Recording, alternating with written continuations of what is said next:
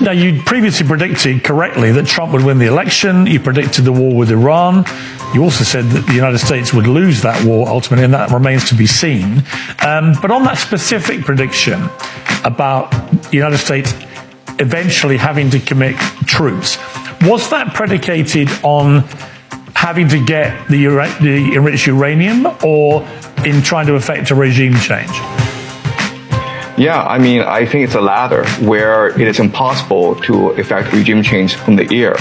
And it's not sustainable in the long term. We're already seeing American F-15s, F-35s being downed by the Iranians because, first of all, it's hard to maintain these expensive $100 million planes in a long war. And second of all, the Iranians are developing creative air defense strategies against the Americans.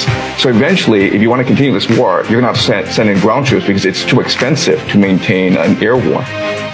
But the cost on human life from a ground invasion could be catastrophic, not just for the people who get killed, but also for the massive political fallout that would head Donald Trump's way. And of course, he has got the backdrop of the United States midterm elections in November.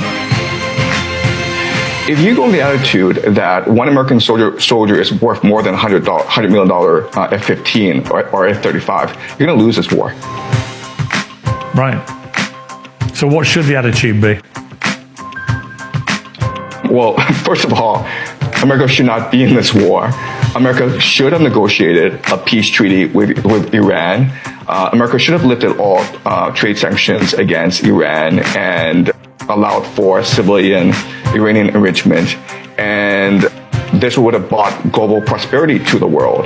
The Iranians were perfectly happy to abide by a nuclear treaty that they signed under Obama, and that treaty was going very, very well. So first of all, this war should not have started. Now that this war has started, I think it's imperative that the Americans recognize that this war is lost, it cannot be won, and refuse to commit ground troops. Because once it commits ground troops, then this war becomes a mission creep, like Vietnam. So right now, it's a turning point. I implore the Americans, do not send in ground troops. Once you send in ground troops, you're stuck there for 10 years.